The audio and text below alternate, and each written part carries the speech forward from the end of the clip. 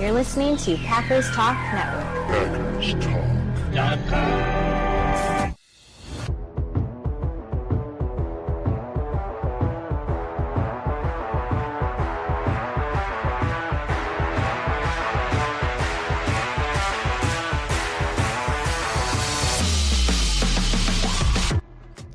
Welcome to the Packers Weekly Podcast, part of PackersTalk.com Network. I'm your host, Miles Teddick, joined by your co-host, Tim Hamilton. We are just diehard Packers fans that love talking about the Pack. We're not getting into all of the national sports media nonsense that they get wrapped around every week. We're talking about the Packers every week, breaking down games during the season and sorting through all the drama and the rumors of the offseason, which we are not in anymore. Offseason, get it out of here. It's gone. We're in real football now. If y'all want to support this podcast, please spike that like button for us. Give us a follow on those socials and subscribe, most importantly, to our Packers Talk Network YouTube channel. Go on over there, type in Packers Talk Network, hit that little subscribe button next to us, and man, does that help us a lot. We love y'all for subscribing, listening, hanging out with us every week, getting active in the comments. Appreciate you guys out there as well. And boy, do we have a lot to talk about. We got training camp fired up. We're only a few days into this thing, and there is no shortage of stuff to pick through here, including building on some stuff we were talking about last week. So before we get to all that, we got to stick to some business. Our show is, again, sponsored by Wisconsin's own Ticket King. For over 30 years, Ticket King has been providing Packers tickets to Packers fans, as well as Bucks, Brewers, Summerfest. All those other tickets don't matter anymore. It's Packers season. That's what we're talking about, focused on. I'm sorry if I offend any Bucks fans, because I know you guys got a good team and all that. But anyway, you can find them on the web at theticketking.com or visit their locations in Green Bay and Milwaukee. Remember, support those local Wisconsin businesses. If you're not in Wisconsin, support your local businesses. Tim, good evening, sir. How we doing, man? Good evening. Doing great. We got real football practice, I guess, at least to talk about. Finally, we are here. Training camp has started.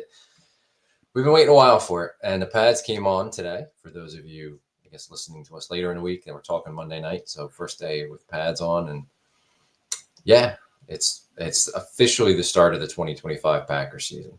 So let's go. And then, of course, we'll say the same thing whenever they have their first preseason game. Then we'll say the same thing when they have the first regular season game. But right now, we are coming out of a nothingness season, a season of no sports. I know for you baseball fans, whatever. But for the football fans, we've had no sports. We're thirsty, and we're finally getting a few drops of football goodness. And, you know, we're getting a few themes that carry on and stay true. And I got to love that. You know, we start seeing Bears fans melt down. The regular football season must be near. You know what I'm saying? So there's all sorts of fun stuff to talk about, even outside of the Packers training camp fences. Not that we need to go outside of those fences, but I mean, where do we begin, man? What do we want to dive into first? There's all sorts of stuff to get on here. Yeah, there's a lot of stuff, but I know it's just I know we're talking about practice, right? But it means something. Like, this is the start of the season. This is the start of the journey. It's long, but it goes incredibly fast. So this is the start of it. And this is important stuff, especially now that the pads have finally gone on and we can find out more about the team. So yeah, I mean, exciting times. Where do we start? I mean, there's been a lot of observations. It's early, you know, we're 5 practices in, one with the pads on. I think the number one impression for me is, like, I like Nate Hobbs, but man, dude, maybe tone it down a little bit. Like, a little bit too aggressive with your teammates, right? I love the aggression. I mean, he's gonna be a fun cornerback to watch. We've seen some recent cornerbacks, I'm not gonna name any names, in Green Bay that don't want to stick their nose in it too much, right? He's gonna be sticking his nose in it. He's gonna be coming up to tackle. He's gonna be coming up to hit people. And that's awesome to see. I love the aggressiveness. I love the attitude and the swagger he plays with. But it's getting a little bit crossing that line with a teammate. You know, there's a couple hits on Wicks before the pads came on, which, you know, there's rules and stuff like that. CBA rules that go, you know, we're not going to cover all that, but like, there's things that Packers could actually get in trouble about with the Players Association if they're having contact.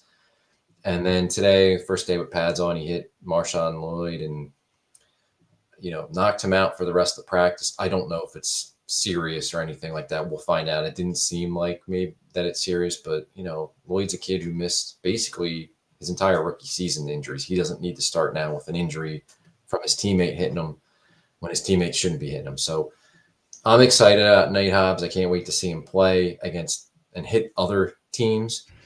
But maybe tone it down a little bit and dial it back a little bit, hitting your teammates. And I think LaFleur is trying to get him to do that. I do think, it's a nice tone to set. This team could use a little more physicality and a little more fire, especially when you're going to be opening up against a team like the Lions. But let's save it for the Lions, right? Like, you don't need to be going this far with your teammates. Yeah, I agree. I think that is a much more delicate balance now than it used to be.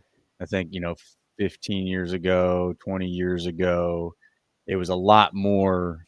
All right, let's see who can knock each other out. Well, not knock each other. I shouldn't go that far, but who can rough each other up a little bit. Like you kind of hyped up those full contact days at camp, and there's just a lot of energy behind that kind of stuff. And I think now there's definitely, for all the reasons you mentioned with CBA and stuff, but just from a strategic perspective, a management perspective for the coach, LaFleur's got a tough balance to maintain here because, you got to play smart, because the biggest universal caveat of this entire team, we could sit here and talk about this roster up and down, and we're going to say one thing, every position. What are we going to say? Got to stay healthy. If they stay healthy. If they stay healthy. If they stay healthy. Man, every position, if they stay healthy, oh boy. And you have to manage that. LaFleur has to manage that. You don't want somebody, Marshawn Lloyd goes down now. You barely got to see him come back. Who knows what that'll be, but if you are at least considering, worst case scenario, now you got this guy that you were looking forward to seeing, and you don't even get to see him because of one knuckleheaded play in camp. And those are the things you want to avoid. And it's really, really tough to do that. And you can't predict injuries, but you also have this lingering thing over the team, probably really since LaFleur got here, maybe even before, depending on who you ask. Mike Daniels might have a good answer for you, that they're not tough, right? Like that they're not tough enough. The other teams, what was it that Saleh said? We're going to take them down to the deep end. We know they can't swim or they don't want to swim, whatever, something like that. Man, that just sucks. If I'm a player on that team and the other coach says that about my team, oh boy, I don't like that, man. I don't like that at all. Not even like for bulletin board material. That would just like really, that would taste bad in my mouth. I wouldn't like that. So I'm sure he's got to be aware of that. It's not like LaFleur's not aware of that. This is tough, man. This is probably his biggest leadership challenge for this season, is managing this difference between play smart and play tough. And, with Hobbs, he's a new guy around, but he's also one of the guys that you expect to probably be one of the key contributors on the defense and a leader in the defense, to some extent. And, he goes around popping a guy like that, and you're going to get a little bit of, in your face. I think it was Tom that stepped up and got in his face, that they said. And, just a little bit of blood boiling there. You don't want these guys to be put in situations where they start to dislike each other, I think is really what I'm trying to get at. You want this to be more of a camaraderie building time. Not that camp should just be all this like soft patty cake football. You got to have a little bit of head knocking, but it's a balance that I think that's probably LaFleur's biggest challenge, man. I mean, where do you land on that, between tough and smart? I mean, it's a line that you got to draw. I think at times they need a little more toughness. Like you can see it in some of their games they've lost over the years with LaFleur, where I don't want to say they got pushed around, but it was clear they weren't the more physical team, and it contributed to that. I don't think it's this huge problem, but I think at times it has popped up, and especially when you're in division with the Lions, you're going to see twice. You're going to see them opening day. you need more physicality. So I'm all for that. I'm all for a player that can get in another team's face. Now do it smart. I don't want, for regular season games, don't be taking the after whistle stupid penalties. I hate that. It drives me nuts. But if you can stir it up, TJ Lang was, he was an ass kicker, but he did it between whistles, or, as close to the end of that whistle as you can get. He didn't take a lot of stupid penalties, but he was a guy that would be there taking the fight to somebody. They could use some more guys like that. Now, to do it in a practice against your own team, you don't need that, right? And I know it's the first day at pads, and it's, maybe he wants to make an impression because he's new to the team. Guys are more hyped up because the pads came on. Maybe that contributed to it, to tone it down. You got a couple practices coming up later in August against other teams. That's one thing. And even in that, it's practice. Like, don't go crazy when you're, practicing with those teams. But if he hits one of those players on those teams, whatever, I don't care. But don't hit your own guys. Yeah. So there's a fine line there, and hopefully the message gets sent again. LaFleur's talked to him. They pulled him out of some drills today. Hopefully some of his teammates can come to him and be like, dude, we like it, just not against our guys. Tone it down a little bit. Like, we don't need that internal friction. It's not what they're trying to build. They need to build that, camaraderie and the cohesion in the locker room. You don't need stuff like this going on. So tone it down. But I do like that he's got an in-your-face aggressive mentality. I think they need that. I think they need that overall as a team, and it's certainly nice to have that in a cornerback. So just don't do it against your team. You can do it starting week 1, and that'll be awesome, and I'll be all for it. But not now. We don't need that in training camp. Yeah, I agree. You got to be careful, and NFL athletes, I think, especially today more than ever, you are expected to be aware of the business side of things. Everybody's making business decisions, and everybody's, Elgin Jenkins, he's out there making business decisions. He's got to negotiate his contract. Don't force a business decision on somebody else, and I think in the case with Marshawn Lloyd, like, this man's been working hard to get back. He really wants to get out there on the field. Don't be the reason that guy can't get on the field. That sucks, man. Like, nobody wants to be that. And don't put yourself in position to be that. I think that's what the coach's message. If I'm the coach and I got to figure out how to talk to Nate Hobbs after that. It's like, dude, I love it. Please keep doing it, but find a way to not put yourself in position to do it to our guy, and it's tough that you're flying around as fast as you can, full speed. It's very tough to make those quick decisions, but you almost have to have the mentality pre-snap about how you're going to carry yourself in the play. Like, all right, if I'm going here, if this is my responsibility, I'm going to get there as fast as I can. Hold up, or if the play comes my way, I'm going to, hop this. Like, you just have to have that mentality. And a defensive guy, it's probably not very natural to have that mentality, especially at that level. So that's tough, man. You're asking guys to really kind of contradict themselves every play in practice, which is not an easy thing. I think for anybody to do. So yeah, I mean, I think that's going to be the biggest, like I said, biggest challenge for Matt LaFleur. If he can walk that challenge, though, I think that might lead to a championship. Who knows? We got some friends in the comments already, though. We got our friend R Showers. I know it's Richard, but R Showers has stuck, man. I'm just going to call you R Showers from now on. On the plane to Charlotte. Looking forward to the replay of the best Packers show on the web. Hey, man, that's high praise. There's a lot of good Packers shows on the web. Appreciate you, sir. Appreciate you. And then one of our friends, Matthew Tan, joining us, hanging out, got a question for Tim. Hey, Tim, I think this team is going to be legendary. Do you agree, sir? I sure hope so. I mean, the way they're legendary is if they're the last team standing holding the Lombardi Trophy. So. Legendary. Let's hope so. Absolutely would be the 60th Super Bowl champion. I don't know why. It just seems like the Packers they should win the 60th. It seems meaningful. But yeah, I mean, there's a whole lot going on here. So in training camp so far, we have heard from Gutey and from LaFleur. So we'll talk a little bit about those. We can get to those in a minute, but just a few other takeaways. We're seeing guys who are standing out. That's kind of the topic of the podcast.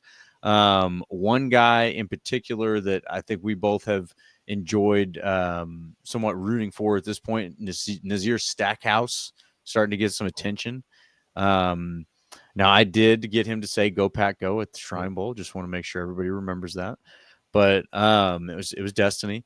But he is a big man. He is a big man, and we're getting a very small sample of football so far, but he looks like he belongs. I think it's fair to say. He's made a couple of impactful plays, but even in the individual drills, he looks like he really belongs in there with guys like Kenny Clark and Devontae Wyatt. So he's been fun to root for so far this camp.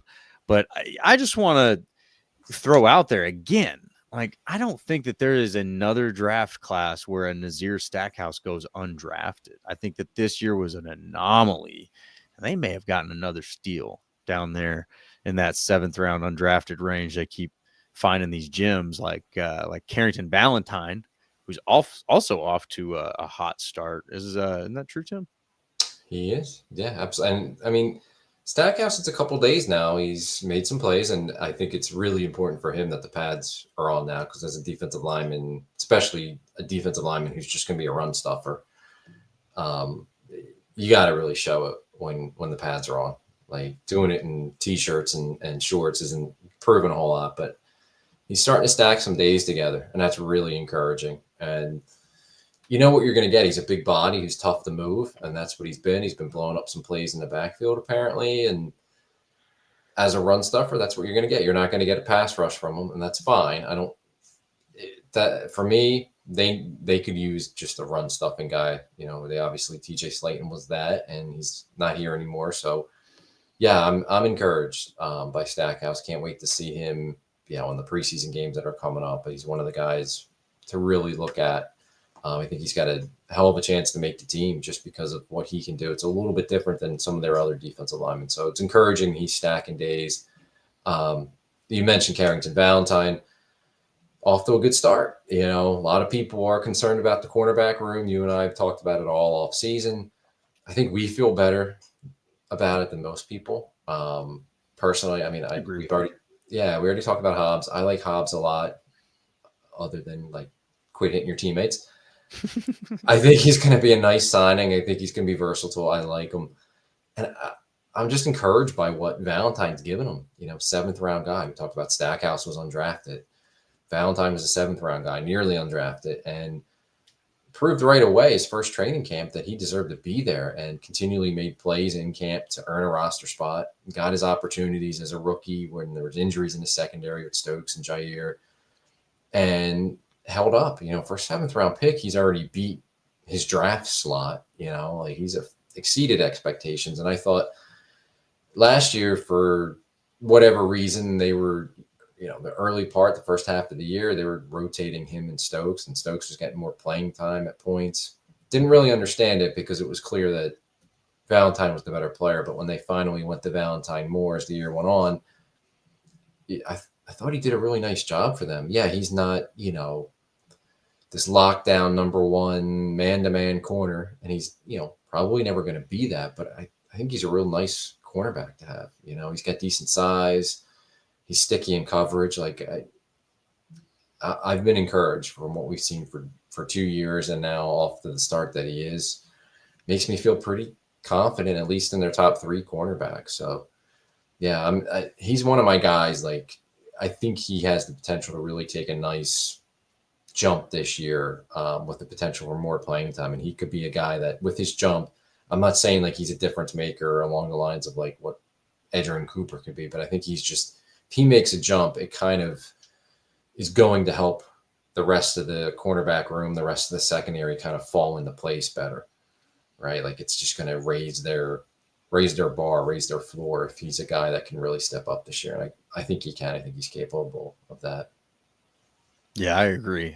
He looks like it. He looks like he has the right attitude too. He has, I don't know, a little bit of a leadership poise about him. He kind of looks like he's grown up a little bit, and he's just kind of ready to take care of business. No, I'd like to see that. He feels like a guy who has the ability to replace that energy and attitude of Alexander.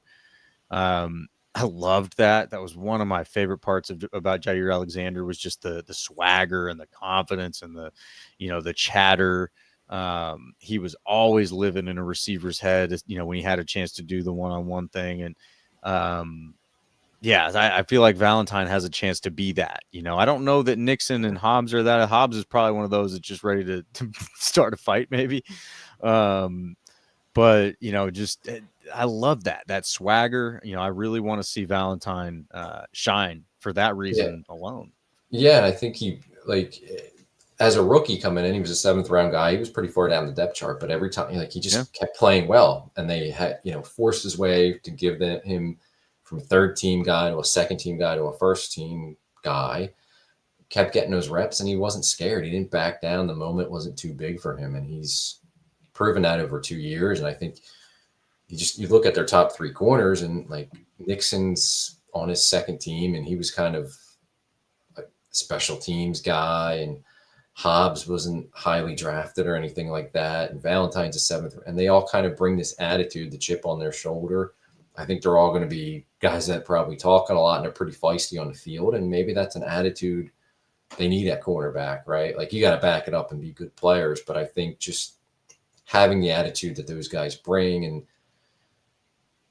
I don't know, they're not going to be scared to go up against, Amon-Ra St. Brown and Justin Jefferson and all the really good receivers. They're going to get beat at times, sure, but they're not going to be guys that just fall apart because they get beat, or fall apart because they're going up against really good receivers. Like, they're going to rise to the challenge. Well, and in those situations, I think one of the biggest concerns is, all right, maybe you can match up with the number 1 guy, you can bracket him, you get the safeties over him. But where I felt like teams were just gashing us, especially before half league came around, was in those 2, 3, 4 receivers. Gosh, how many receiver 3s had a career day against the Packers? It was just obnoxious. This guy was just like, yeah, he's an average dude any other day, and then he goes for 150 yards and 2 touchdowns against the Packers. Like, who is this guy? He just shows up in the middle, over and over and over again. Yeah. And that's the thing that I think the Packers now are solving, right? Obviously, the safety play is really strong, and that helps. But when you're down to cornerback 3, and you're looking at like multiple options that you're okay with, that's a great thing, man. Like, your depth is good. You can endure injuries, but you also then have the flexibility to keep athletes on the field and go against 3, 4, 5 deep receivers if you have to, or 4 deep receivers with a stud tight end type of situation. That's a big difference, man. And before, I think the Packers, we're all right at the top, 1 and 2 can hang and handle it. And then you get down to 3, 4, it's just like, oh, there's not a whole lot going on there. And then you're looking at, Preston Smith playing CB1. We're going to block out all that PTSD. But, that's the thing that I think right now, it's Valentine being in this, position that he's in is really probably pretty solid CB3. I don't know that he's going to really pass up. Do you think he's got a chance to pass Nixon or Hobbs? I mean, I think it's pretty clear 1, 2, 3.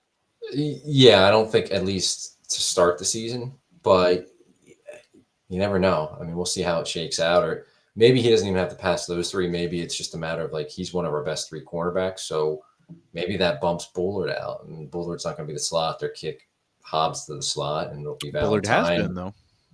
Right, but I'm saying, if Valentine's just that good, they might want him on the field, and Valentine and Nixon are outside, and Hobbs goes and plays the slot instead of Bullard. I don't know, but I don't think to start the season, I don't think he's ahead of Hobbs or Nixon. No. And I think that something bad would have to have happened if that's the case, right? Not to say that Nixon and Hobbs are that much better than Valentine, but they are better, and I think that they're meant to be better. I think that's what they're here for. So if one of them does fall behind him and something went wrong, probably more than likely an injury would cause that. But yeah, I mean, it's a good position to be in, because then you're also looking behind that guy, and you got LaFleur saying some positive things about Kalen King. And, there's some good competition going on in the DB room. Again, Bullard is he seems like kind of the utility player. Evan Williams seems to be picking up where he left off. Xavier McKinney is obviously the cornerstone. So, yeah, I mean, it's a good – the secondary is in a really nice position right now, it feels like. I'm pretty happy with how this is shaping up. Couple in the comments agree with us. We got our buddy Rev Trev joining us. Valentine is a blessing. Jair has already suffered an injury. Yes, so we shall not celebrate injuries. We do not do that. Not that that's what you're doing, Rev Trev, but we did see a little bit of that going on the Twitterverse. So, yeah, it is unfortunate to see Jair suffering an injury. It was kind of fun to see him getting excited about being a Raven. I don't know. I'm rooting for the guy. I love that he didn't go to the Bears or the Vikings and, do the thing that other people have done. So, yeah, hoping he comes back and has a good season. But appreciate you jumping in with us, Rev Trev. Good to see you, sir. And then coming back here, we had a few others I wanted to get to that looked good. Oh, here we go. Our boy Daryl here. Good to see you, Daryl. Elton Jenkins is back at practice. There was tweets of him on the field after missing how many days of training camp. He was there, right? He just wasn't participating, which I'm totally cool with. I had his jersey on. He was there. He was hanging out in good spirits. That is a great thing. If he wasn't there, might be a little different, but things seem to be good. I was intrigued that the move to center was his idea. Did you know that? No, that was one of the things like I had questions about too, because like when they signed Banks, the next time Gutey was available, he said, "Yeah, Jenkins is moving the center. He's all for it." And then it kind of seemed after that like maybe he wasn't all for it, right?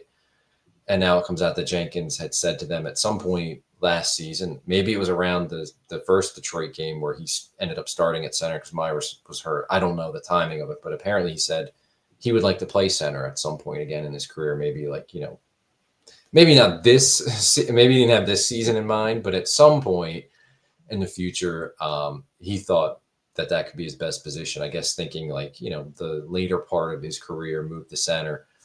So yeah, that was interesting. And then he also mentioned that at the end of the season, he had a talk with them about the possibility of potentially going there, and then he was fine with it. So yeah, I didn't, until he mentioned it today in the locker room, I didn't realize that, he had brought it up last season at some point to them. That's a great sign. It's a great sign that he's doing the team guy thing. I mean, we shouldn't expect any less than that from him. He's been an awesome dude his whole time as a Packer. So I love it. I love that he seems to be, they seem to be figuring it out. I think he was on the field, actually participating. So it seems like there may be a deal imminent, maybe, hopefully. I don't know about that. Well, we'll see. Seem like, he says he's not worried about it now, and he's moving past it. So, is that what he said? He said moving past it. Yeah. So I kind of think the Packers said, "Yeah, we're not doing anything," and he just finally said, "You know what? I'm going to practice." And I thought it was interesting too. One of the first few days where he was sitting out but standing around, I think Jordan Love went over to him and was trying to like hand him his jersey or get him to put his jersey on or something like that. So maybe you got a little peer pressure too to get out there and take some reps. Now that he's a center, I'm taking the bait. The way he said it was kind of like, they're not. It doesn't sound like they're going to do anything about the contract right now. At least, maybe it's something they revisit during the season, but doesn't sound like anything's happening contract-wise. And, this is the part that from a general manager's perspective makes the most sense to me. Let him compete it out. If he moves to center and, he becomes the dominant center you think he can be, lock it up, dude. We talk about it's rare to get that third contract. I get it, and the Packers don't do it often. But again, my comment last week to that was he's the kind of guy they would do that with. The same thing with Kenny Clark. I think he's the kind of dude that would earn a third contract, especially if he is playing, high level at the center position. Continuity at that position for a quarterback is really important, and having a guy like that who's been around for a while, understands the importance of the entire offensive line. It's been talked about. He's got the history of playing center back in his college days. It feels like a great move, and if it works out, I would expect the Packers to probably try to get him for another 3-4 year contract, right? And play him into his 30s. Maybe you have that option to move on after 2 years, or however they do it. But that would be, I think, a great move. Again, if he's playing at high level at center, it's just not a position to me that screams, you need the young guy. You know what I mean? Like, I feel like you can have a 30-year-old, 32, 33-year-old dude at center if he's still in good shape, and playing well. You don't need the young stud at center. And I don't think the age is as much of a liability as it might be at another position. So it seems like a possibility. It seems like maybe more of a possibility than other guys that might be trying to get that third contract. But I think ultimately it's let's see, compete it out. Let's see. And who's to say that like a Jacob Monk isn't almost as good, right? And that's assuming a lot on Jacob Monk's part. But again, you just don't know how the season's going to unfold and all of that. But if they can, get almost, if you get 85% of an Elgton Jenkins out of a Jacob Monk, you could do it for a lot cheaper. I could see them doing that too. That makes a lot of sense. And I could see why they would want that to play out right now before they make any decisions on that. But just some examples of how that could go. But I think ultimately it's a great sign that he's there. It's a great sign. He seems to be in good spirits. He said he's away for family reasons before. It didn't sound like BS to me. It sounded like it was kind of a, natural thing for him to say. But ultimately, I think it's great. I think it's great for Jenkins to be there. He's one of your best offensive linemen. You don't want any ripples or issues going on there. And it seems like he's ready to play some football for the 2025 season. So I was happy to see that.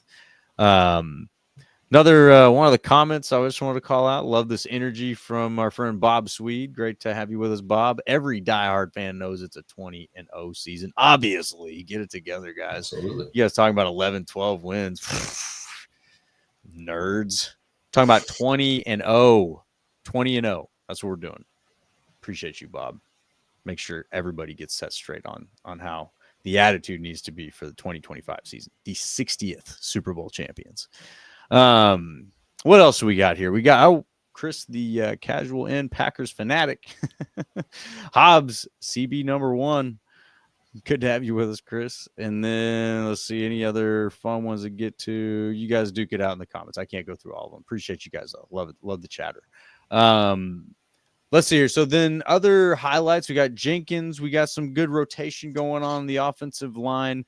I'm just happy that right now it feels like things are kind of going the way that we want them to go. You know what I mean? Is that too vague? Like, it feels like, the receivers are starting to look who we hoped they would look like.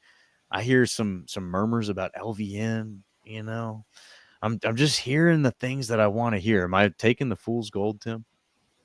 No, I think it's been a good start to camp. I think, yeah, you're right on. I don't have very many complaints, but it is incredibly early. Very early. Right. 5 practices.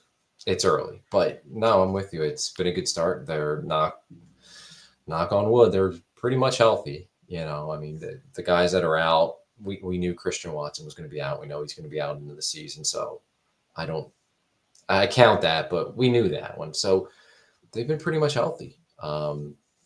We'll see what comes out of, Lloyd's injury today. But yeah, I think it's been a good start so far to camp. It sounds good. You mentioned the receivers.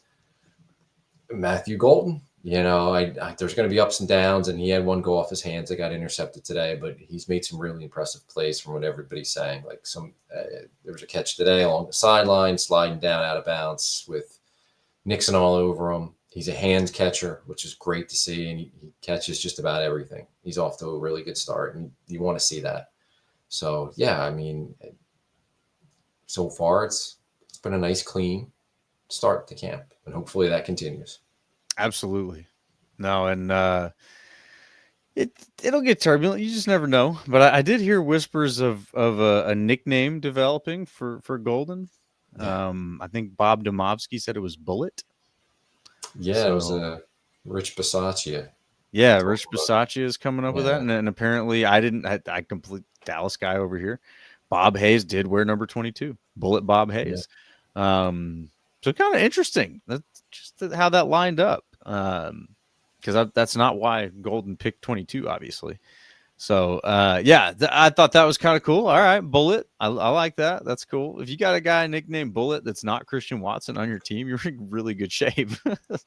Yeah, absolutely. And early impressions are good. They're starting to, one of the days here they started moving them around more, giving them some jet sweeps, which will be interesting to see if that carries over.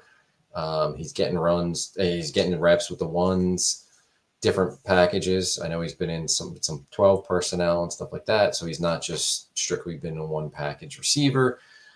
Showing the great hands, showing a great speed. So yeah, he's off to a nice start, but obviously, he's a rookie receiver, and there's going to be a ton of ups and downs with him. So, it's very early, but a good first impression. For sure. And that's all we can ask for right now in such a small data set. But we did get a little bit of chatter. I mean, there's been a lot of optimism watching Christian Watson run around at training camp. Gutey was asked about Watson and how he's doing, and I thought his response was interesting. He says, "I'm sure there will be a point where he's pressing to get out there, but we'll take our time." So I think that's him telling Packers fans to just sit tight. You might want to see him back out there, but it'll probably be after we want to see it happen, and we should just brace ourselves for that.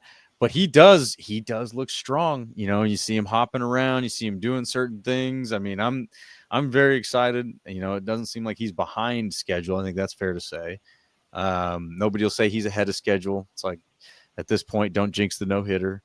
But I'm excited. I'm excited to see where Christian Watson is at. And he also seems to be, flourishing in that leadership role. He's out there hyping the fans up, and he's out there engaged with everything, the drills and all that. So I'm stock up on Christian Watson. Can't wait to see when he gets back. I'm going to call week 6, though. I'm just going to throw that out there. I don't know why. Week 6 just like cut that projection in half. We're cutting week 12 in half. That's what we're doing.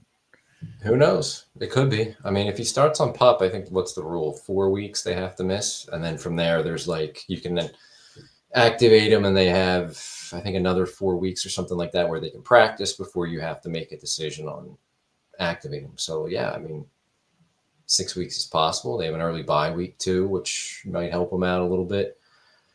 As far as games missed go. So yeah, you never know. He looks great when you see him. Like, you wouldn't know he's got a torn ACL. So it's incredible because he tore it the beginning of January, the last regular season game. Yeah, it hasn't been that long. No, if you really think about it. So he's definitely further along.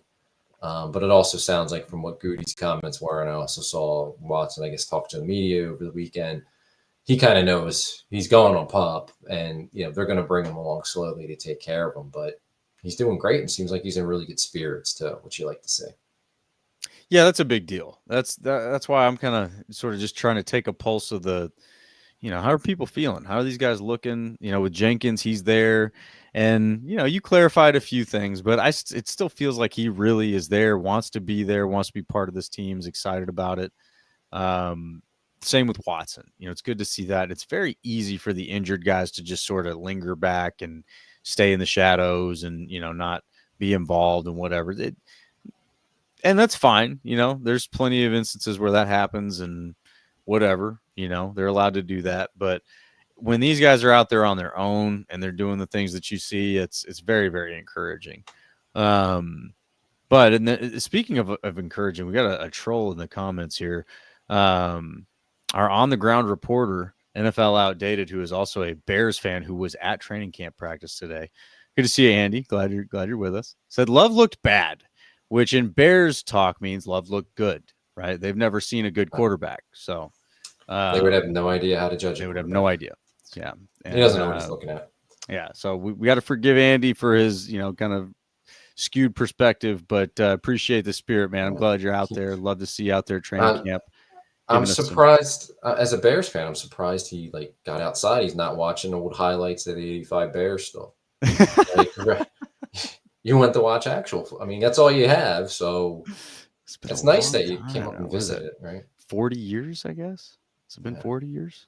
It's been a long time. It's been a long time. Yeah, and not a lot of great things coming out of Bears camp about old Caleb Williams either. So, we don't have to waste a lot of time on that. But regardless, the Bears fans on Twitter are not happy, which means the real football is nearby. So that's a good thing for us. Because I don't see unhappy Packers fans, which is sort of a rare thing. I don't even acknowledge that yet. Just wait. I know. It's like we're in this weird little, Just wait. like, gentle, peaceful period where it's like all the Packers fans seem to be happy right now. Everybody hold your breath, stay still, don't move. It's nice. It'll only last a minute. Right. There's a preseason game coming up in a couple of weeks. Just wait. What, are you overlooking family night? Goodness, man. Yeah, I guess go wrong there family too. night too, right? They can, it's a practice, but they can probably, it's going to be, I guess, broadcast maybe. They can get pissed off about something. I'm sure we'll find something. Yeah. Or somebody will, and we can talk about it. Yeah. But yes, Chris the Casual, and they have never had a 4,000-yard passer in 100 years. The Bears have played football for over 100 years. And the first time that Jordan Love had a first full season, he was better than any quarterback that the Bears have ever had. Ever. Oh, gotta love it. You know what, Andy, I do appreciate you and your Bears fans. Y'all are your tenacity. It's impressive, man. You guys hang out. You really take it. You take that beating and you're just there all the time. So it's respect, sir. Massive respect. But we're going to be hanging out in Green Bay winning championships. 60th Super Bowl champion, to be precise. Part of that is going to be the defense. So far, pretty excited about what we're seeing from the defense. I have personally been watching some of the D-line drills just to see, how's Coach Covington looking. We like Coach Covington. So far, feeling pretty good about it. There's a lot of hands-on instruction. Guys seem to be very receptive of it. It's about all you can take from it. It's a little grain of salt. Yeah. Yes, Daryl, I am fired up. So Miles, fired up about the preseason starting next month. I'm sweating with excitement. Dude, me too. I'm like, look at me, man. I got my sunglasses on because it's bright out here. The future is bright with excitement, guys. So if you're a Packers fan right now, take a note that no other Packers fans are really upset about anything. If somebody's upset right now, they probably just do that for a hobby. So disregard. But we all got to enjoy this. We could be Bears fans, right? Like they're all like making excuses for why Caleb Williams can't complete a pass. It's pretty bad. Maybe their backup will play. I don't even remember his name, but some people like him. Anyway, up in Green Bay, I did find some of the comments from Gutey and LaFleur noteworthy. I brought up the one about Christian Watson. One thing I thought was and I can't remember how the question was framed for Gutey, but his response was regarding the development of year 2, 3 guys. His response was stop thinking and just play.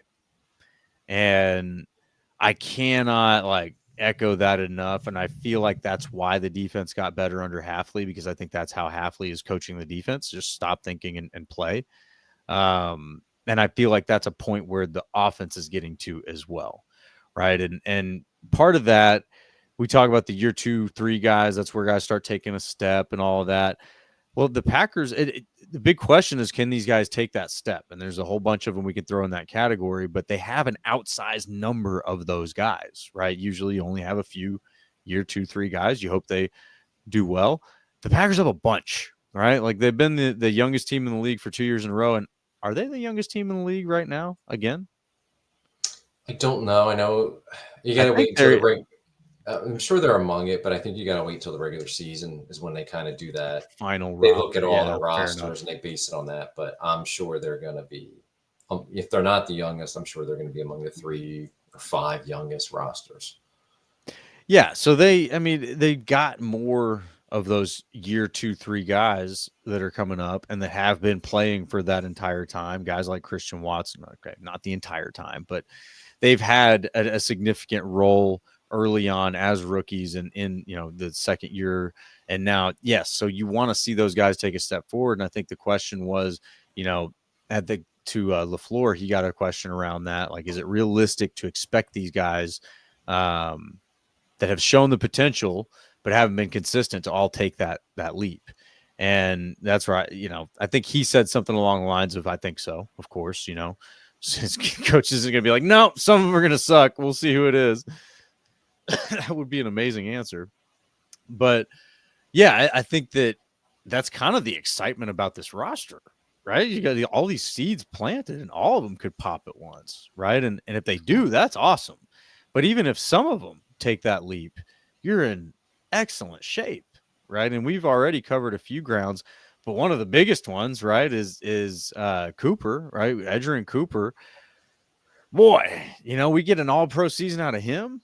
That's going to be a lot of fun, and I think across the board, you start having that conversation of if this, and there's enough of those that you're pretty confident some of them are going to hit, and it's going to make this team very good. But yeah, I mean, not all of them will. I think that's really the biggest wait and see, like who hangs and who doesn't. Are they going to have a problem with their offensive, left tackle, right? Is Rasheed Walker who we need him to be? Is he going to be a weak link? Stuff like that. It's all over the board. That's why we're kind of like almost like a kid in the candy store right now with training camp topics to be able to talk about. But the potential is massive, and I think that can't be overstated. Especially even Jordan Love. Like we always kind of dance around the most obvious things, right? But I mean, Jordan Love is one of the biggest ones. You get an all-pro season out of your quarterback this year, yeah, man, you're in the championship conversation for sure. Absolutely. Right? Yeah, 100%. And I think what was kind of so frustrating about 2024 was like, yeah, they improved from 9 wins to 11 wins in the regular season. Obviously, didn't win a playoff game like they had the year before, but it just felt like all year there were a few younger players that stepped up and got better. Tucker Kraft is one of them that jumps out. But there weren't enough, and there were too many guys that either took a step back or just kind of plateaued. Yeah. Right. So I think going back to what Gutey's comments were at the end of the season, and where he said it's time we start competing for championships, and I think he might have mentioned the word urgency or something like that, or that's what I got from it, and that's kind of been played up in the media off season. Like, what was he talking about? Who was he talking about? And he kind of answered that in that he wasn't necessarily talking about any one position or one player or anything, but it seems like the big key for this season is they need to start seeing some of these players get better. Like, there's no more like, well, they have all this potential, but they didn't really take a step. It's like, now you got to start showing that you can translate that potential on the field and start getting better and taking positive steps, or else we're going to have to make some changes. And I think they've already done that with the receiver room. Like, they didn't see enough out of the receivers. They went and drafted 2 in the first 3 rounds. Like, and those 2 are both making the competition hot. Right. And the message was sent. Yeah. Right. So, and yeah, part of there's a lot of contracts coming up. There's Watson's injury that all plays into it, but they targeted that position. Right. And so I think like so much of this season, and we can talk as we get closer to the season, like what our expectations are and all that, and what we hope. Like, yeah, of course we want Super Bowl, but like for me, the biggest thing is like, I just want to see this team take like the next step. Like, okay, show that you're a real contender, right? Even if it doesn't necessarily bring a Super Bowl, because we know how tough it is to just get there, win one. Like, it's incredibly tough to do, but like show that you can take that next step as a team. And to do that, you need some of these 2nd and 3rd year players to get better and to like start reaching the potential that apparently that they have, like that we see in them, or that we think we see in them. Like, now is the time. Like, now is your sense of urgency. There's no more like coasting on that potential, or like using the excuse, well, it takes time. Like, a lot of them have been in the league for 2 or 3 years now. Like, it is time, right? So, and if they can do that, then this team has a ton of potential. They can go very deep in the playoffs, but it's just, how can they improve? It's more than just like what rookies they added or the few veterans they brought in. It's the guys they already had here that they've been developing for 2 to 3 years. Like, it's so much on them and how much better they can get. That's going to determine where this team goes this season. Totally. And that's one of the fun parts about being a Packers fan. Is like we see these things coming up. We sort of understand the potential built within. There's not a whole lot of other teams, and rightfully so. We're not paying attention to other teams either. But there's not other teams that are looking at the Packers and going, "Ooh, that's a scary roster." And I think you could have a conversation about a few guys like, "Oh yeah, Josh Jacobs is good, Jordan Love is good, and all your receivers though, like they can't catch a ball, they're always hurt, all that kind of talk, and Xavier McKinney's good. Edgerrin Cooper might be good, and then that's kind of where the defensive conversation might end for outside spectators. But the potential bubbling up across the roster is massive, and you just need some of it to hit. That you don't need all of it to hit. I think that's the exciting part because that's the realistic outcome, right? That some of it would hit. But anyway, yeah. So another one that kind of got my attention, from Gutey when he was giving his press conference. I think somebody was asking about family night and kind of what they're doing now. What are they focused on as a evaluation group and cutting the roster down? And something made a lot of sense to me, and I think this is something we can always all watch for. He said the decisions guys make without the coach in their ear are very, very important. So when you're watching family night, you're watching preseason games, watch for the decisions guys make. I think that is a big, big part of this whole thing. And can these guys take a next step? Can the 2-3 guys, our veteran guys, young veteran guys, take that next step?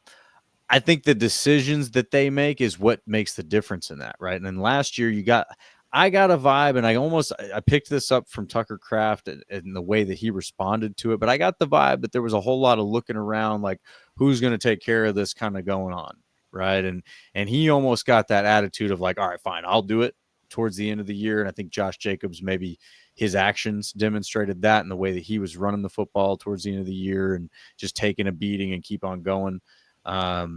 I think now that you've had a full off season for those guys to have that mentality kind of set in, and maybe a few other guys have taken that mentality as well of like, oh, I'm not going to look around anymore to see who's going to do that. Like, I'm going to do it. I'm a leader on this team now.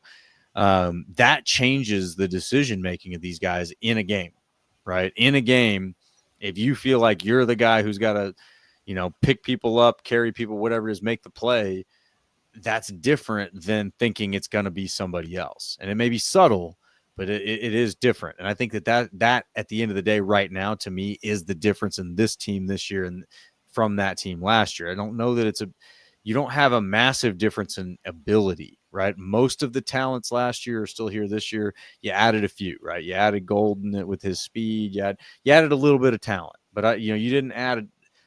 I don't think that the addition of talent is what takes this team over the edge. It's going to be that maturation and decision making of those guys like LVN, right? Like, or Rashawn Gary, and you want to see those guys obviously operating within the defense. You want to see them be able to make a difference when it matters, right? Like, I don't want to see you racking up 9 sacks against the Seahawks in the fourth quarter when you've had the lead the whole game. I don't care, right? Like, and I don't know if that's how that happened. I know it was against the Seahawks, but point being, like, we want meaningful pressure, meaningful sacks, not dead time sacks. That doesn't mean anything. That doesn't help. That just pads stats and it's deceptive. But that's what you want to see. And I think that really does come down to that kind of mentality and decision making of like, well, I'm going to put this on my shoulders. I'm going to carry this load. And if you got enough guys doing that, all of a sudden the outcome is very different. So yeah, and to be fair, to kind of speak to where we're at, we're in training camp. Guys are standing out. I feel like that's what's happening. Like, I feel like there is a big step already happening. Like the camp, it just looks sharp. Like all the drills we're watching, everything you're watching, it looks sharp. It looks like, Jordan Love is taking some shots, and he's taking some chances. Yeah, he's throwing a couple interceptions. Am I worried about any of that? Absolutely not. One thing about training camp, it is the time to make mistakes. Like, if you're going to make mistakes, you do it now. So if you're going to test something, now's the time to test it, right? If there's a concept you like and, hey, I want to see it against this look in the defense, and I'm going to see if I can hit this guy kind of in a different way. Maybe he's further down the progression. Those types of things is what QBs should be doing right now. Now, there's a difference between taking some chances and making some mistakes in training camp and not being able to complete a pass, just to be clear, Bears fans. So, yeah, I'm totally cool with how Jordan Love looks. He looks collected. He looks competitive. I love the whole like push-ups thing at the end of practice that sort of like gives everybody a view of winner and loser. And I think that needs to be something that's consistent. But I don't know. Do you see anything that concerns you yet? No, not so far. I think they're in a good spot. And I think it's interesting you bring up Jordan Love. He's healthy. And I think every time he's talked, and I saw him on NFL Network, LaFleur's talked, I saw him do an interview with NFL Network too. Like, they both bring up unprompted how much the injuries affected him last year. And I think it goes beyond like what we saw. So like he missed what was it, 2 weeks in a row, weeks 2 and 3 that they won. And then he came back, and you could see it the first game back against the Vikings. He didn't look right. Right. And it took him some time. And then he hurt the groin. And then that played into it. And then it seemed like later in the year, he kind of got better, but I don't know if he was ever truly 100%. And he obviously never moved. And as well as he did before the injuries, they didn't use him as much, moving the pocket and RPOs, and he didn't take off where probably some opportunities where he could, where things were breaking down or guys were covering, he could have taken off and got some positive yardage. So like subconsciously it probably wasn't right. It probably messed with his fundamentals as well because he was overcompensating when he had the injuries. It really affected him a lot. And I think obviously having him healthy is going to make a huge difference. And if the receivers can catch the ball consistently, it's the most basic thing as a receiver, catch the ball. It's going to be a huge improvement for the passing offense, right? And then even just like from Jordan Love's standpoint, number one, it's just being healthy is going to make a big difference. But like if he can improve his game and take it another level, and I think has the talent to do that, has the capability to do that, whether it's fundamentals, decision-making, or just experience, right? Like he's still just a 2-year starter. People forget that. Like he's only started 2 years. That's not a ton of games for a quarterback. The way that he can raise his game and having a quarterback that could be as good as he's capable of being, like what we saw down the stretch of 2023, like that raises your entire team. And that can cover up weaknesses other places, or it raises the bar for your team so much. And we've obviously seen that in the past with Rodgers and Favre. We're able to do that. We saw it for Jordan Love down the stretch in 23. If he can get to that point, like it's a team that's capable of going deep. No doubt about it. No doubt about it, man. And this is the season that I think Jordan Love may appear. And now here, let me finish the thought because there might be like some early boos as I say this. He may appear to struggle at times early in the season because I think he's going to be trying to get better at that chess match. I think that there's going to be an attempt to elevate the thought level of his game, right? He's going to go from like taking the play from LaFleur and executing it to being a little bit more negotiative about what we're running here. Like, hey man, I've been baiting these safeties, or I've been working this linebacker. Let's pop this. Let's do that. And there's going to be mistakes made in that, right? Like he's going to have some things where he probably wants a call. LaFleur's going to give it to him, and it's not going to be the right call. And that'll be a hard thing for us to see, right? We won't ever get like a clear explanation that that's what happened. But this is the season I would expect that. Like I feel like the year 3, that's when quarterbacks really start to develop the mental side of their game and participating in that chess match against the defensive coordinator and the linebackers and whoever the quarterback of the defense might be. So with that does come struggles, right? So brace for that. He's not going to have a perfect season, but man, I think that that's going to lead to a pretty fun second half of the season for him, right? I think there will be some development in that. And as he figures some of those things out, like I tried this against that, didn't work. Next time I got it. Those are going to be the things where you're going to see it once, it's going to look ugly. And then the next week you see it, it's going to be beautiful. It's going to go for a touchdown.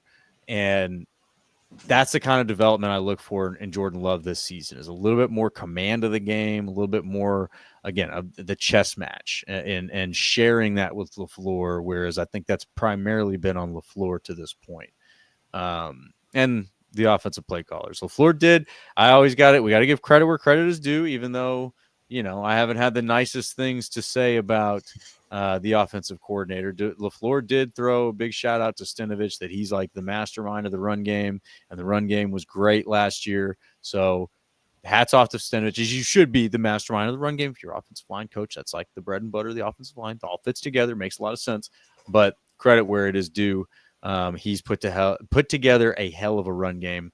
So, maybe I take back a little bit of my criticisms of him, but I still don't think he's a play caller. Just, throw that out there.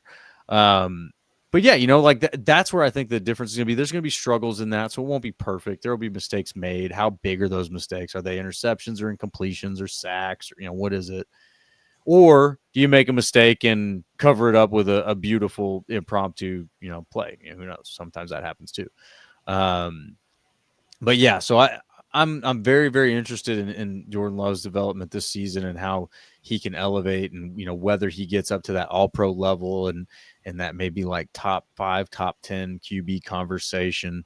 But a few other things that I did want to get to before. I know we're getting a little bit late in the podcast.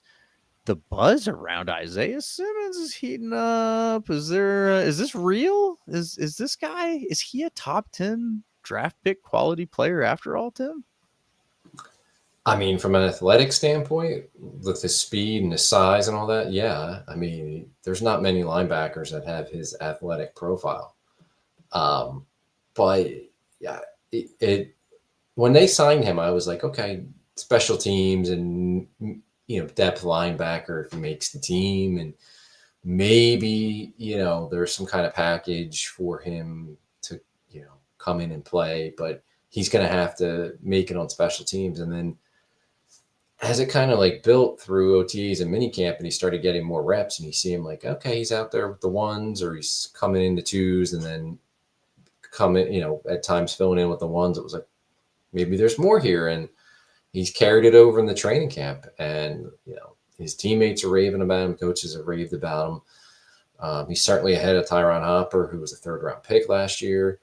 Obviously, Quay Walker is just returning to practice, so he's not even doing team drills yet. So once Quay gets back, we'll be ahead of Simmons, and Cooper's ahead of Simmons on the depth chart. But it'll be interesting when they're all back, how they start mixing and matching them. Like, is Simmons going to start taking some of the snaps that McDuffie would have gotten, right? Or is he strictly going to then be second-team guy behind McDuffie, Quay, and Cooper? That's going to tell us a lot, but I feel a lot more that he has a much better shot than I originally thought when they signed him to make the team and make an impact on the team, like play real reps on defense. So yeah, it's early, but it certainly seems like with his athletic ability, his speed, they're going to find a way to get him on the field at least a little bit. Like he's gonna push himself into the mix here and on the field and take somebody's snaps from him. Well, and you left a name out of there, Tim. We got another guy in the mix here, and Chris the Casual In is putting this out here for us. Goot said Hopper was a 2nd-round talent, and he's got the laughing emojis. That is kind of funny. But hey, man, we don't know that he's not. Right. Don't count him out. It's we don't know that he's not. Yeah, and it's early. But it's not like he's had an opportunity and he flopped on that. Like, we just don't know anything about this guy. But he's in camp. He's made some plays. Like, he's not disappearing. You know? So you got obviously Edgerrin Cooper. You got Quay Walker. You got now Isaiah Simmons in the mix.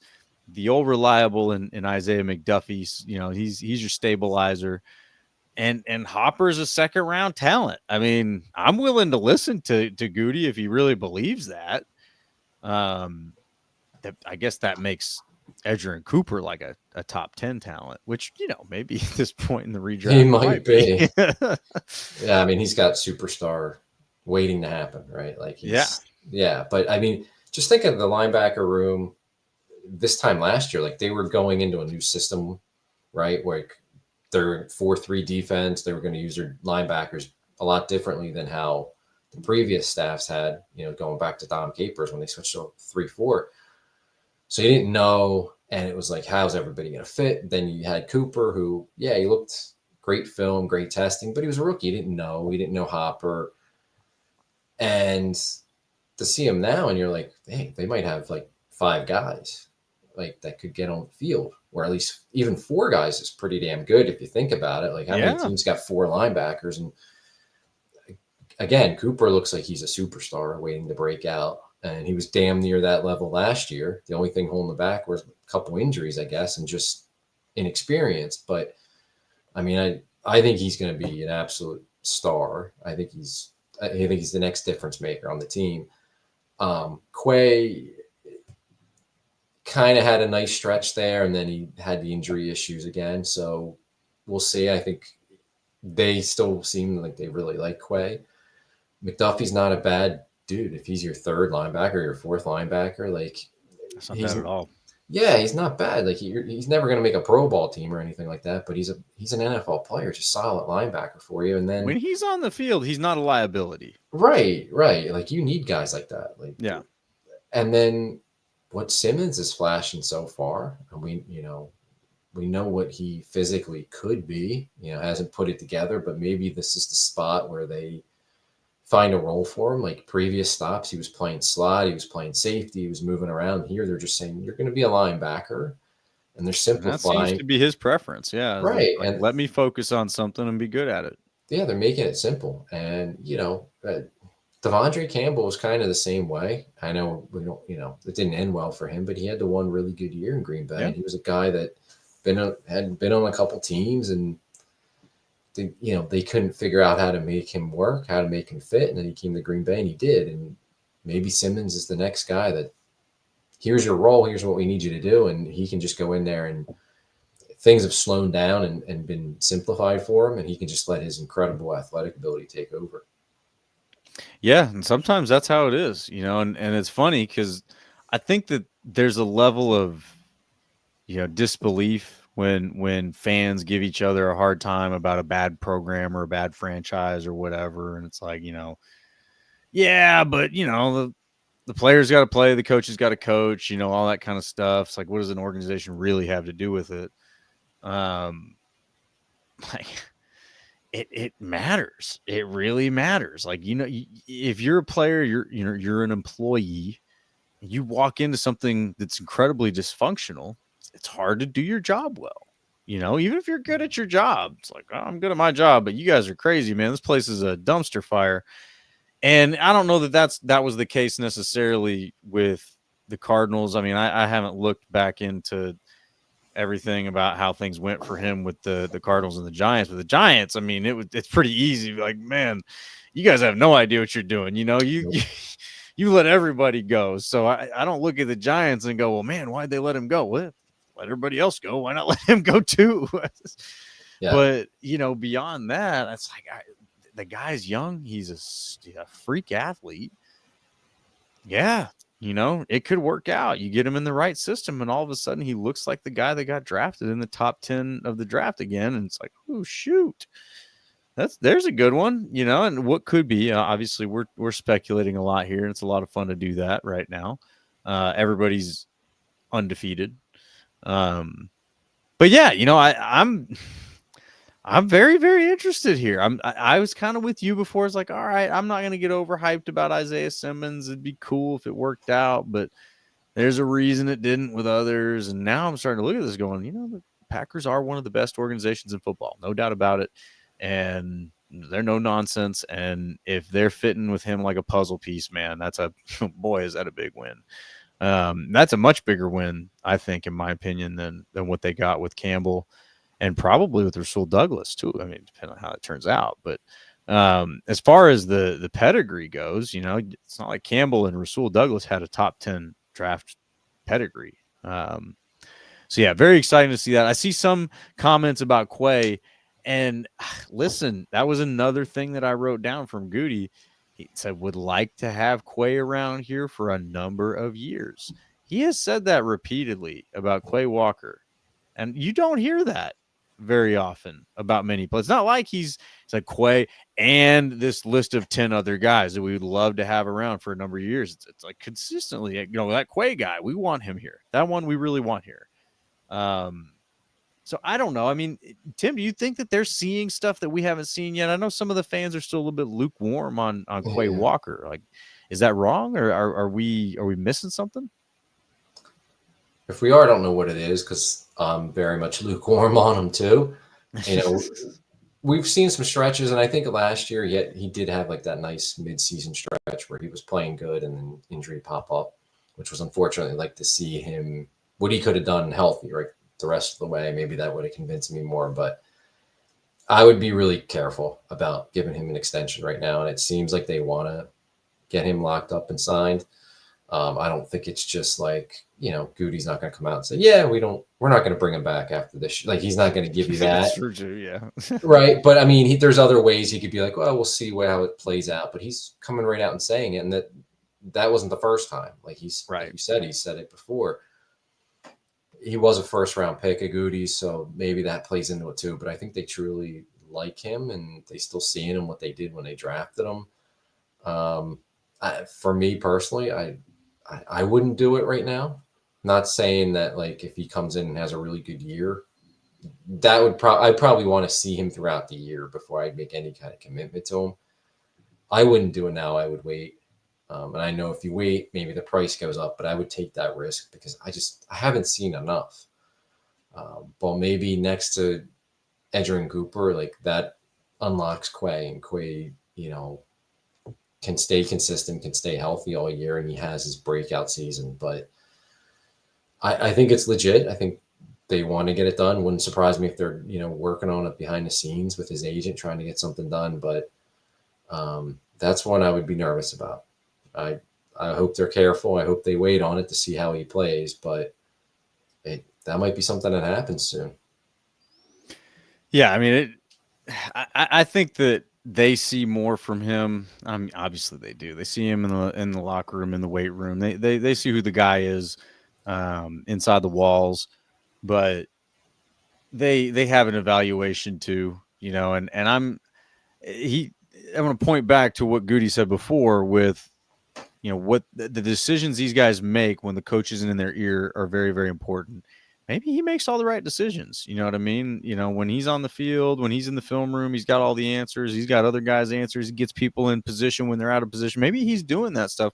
That's stuff we aren't going to get good visibility to, at least not right away. And Quay's not a man of many words. You know what I mean? It's not like this guy is out there doing press conferences all the time, or he's got his own Instagram where he's updating people all the time. Like this guy, you never hear from this guy.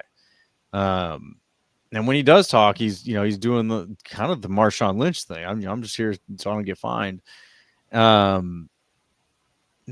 necessarily, but you know what I mean? Like you don't hear a lot from him. Yeah. So that's where I don't know that he's certainly not going to toot his own horn, but I don't know that that's something that other guys are necessarily going to come out and just compliment him on. It's just one of those things. There's not a stat for it. There's not like, we don't get to hear that because, competitively that would not work out very well. So yeah, at the end of the day, you got to trust that these coaches and the GM know whether or not this guy is the communicator and that the kind of the director or quarterback that they need him to be. And it seems like they believe he is. So I'm excited again to see that, like we've seen it. He's a great athlete. We've seen that, when he chased down Justin Fields his rookie year and kept him out of the end zone, man, I was sold. Like that play to me will always stand out. And we haven't had a lot of linebackers like that in Green Bay. And now you got several of them. You got Quay, you got Cooper, you got Simmons. Oh man, they're and maybe Hopper's pretty good too. So anyway, camp so far off to a great start. Any other final thoughts about the camp to this point, Tim? Just a quick one. It's nice that they have a kicker. What a difference a year makes. Oh God. Yeah, just to have a kicker. It's nice not being able to worry about it and see every day that he's making all of his kicks. Absolutely.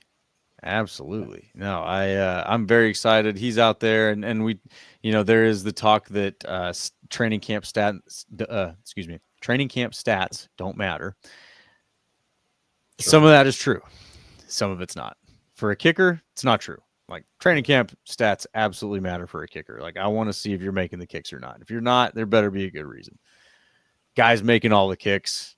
He seems happy. This is great, man. We're in kicker paradise right now. So it's nice. Yes, definitely soak this all in, guys. Undefeated kicker paradise. We're all happy. We got athletes at linebacker. We got receivers catching the ball. We got Jordan Love looking like an all-pro. It's all good. 60th Super Bowl champions right here. So, all right, man. That is as much as we've got for this week. If y'all have fun with us, please go ahead and spike that like button for us. Most importantly, jump on over to the Packers Talk Network YouTube channel. Get over there, hit that subscribe button for us. Makes a big difference. We love y'all for it. Appreciate you hanging out with us every week. Monday night, 9:30, getting just warmed up for the 2025 season so far. Come on back next week. We're talking more training camp. There will be plenty going on between now and then. Plenty of plays being made. Hopefully no injuries to talk about. And maybe we'll have an Elgton Jenkins contract to talk about. We'll see him out there. Plenty going on, but it is just so nice to have real Packers football back, ain't it, Tim? It is. And this is the start of it. So it's start of the 2025 season. It's awesome. And here we go. Let's go. All right, Packers fans, come back, hang out with us again next week, 9:30 p.m. Central, right here on the Packers Talk Network YouTube channel. And, of course, as always,